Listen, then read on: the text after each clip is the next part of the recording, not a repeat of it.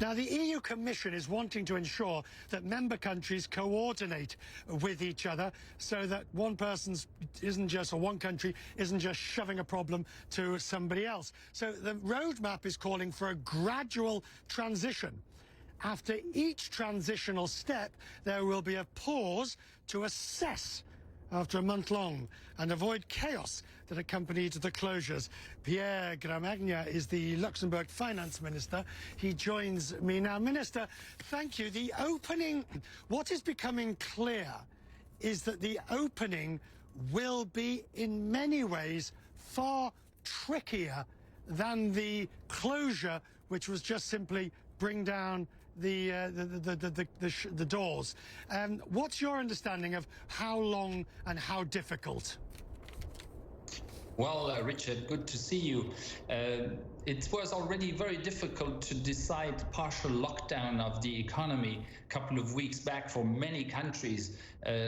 What we know today is that those countries who took early decisions are also reaping early fruits. So that's the first lesson. The second one is that now we can only open on a step-by-step basis. That means progressively. Now, not all the countries are at the same stage in the pandemic, but I think that's what we all have as a common denominator, that we do it step by step. In Luxembourg, we're reopening construction works, for example, next week.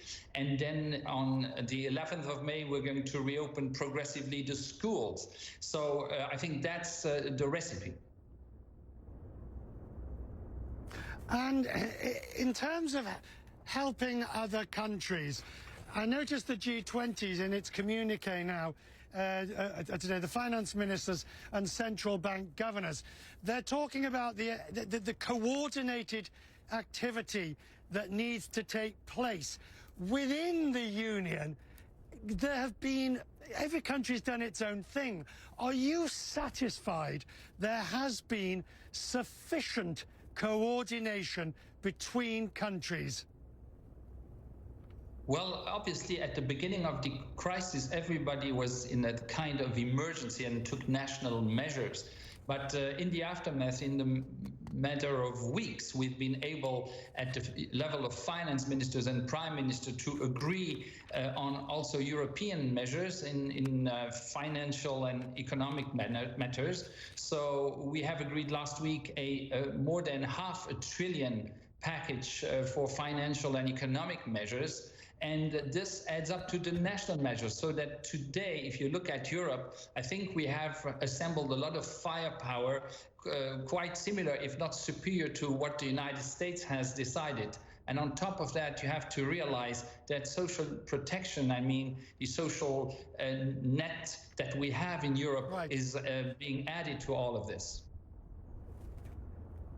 So would you be in favor of debt relief for the developing world? Because the G20 finance ministers also talks about the concessionary loans and the measures that will be necessary for the developing world. So to put it crudely, you can't lumber them up with more debt.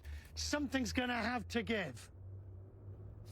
Well, one has to be realistic here.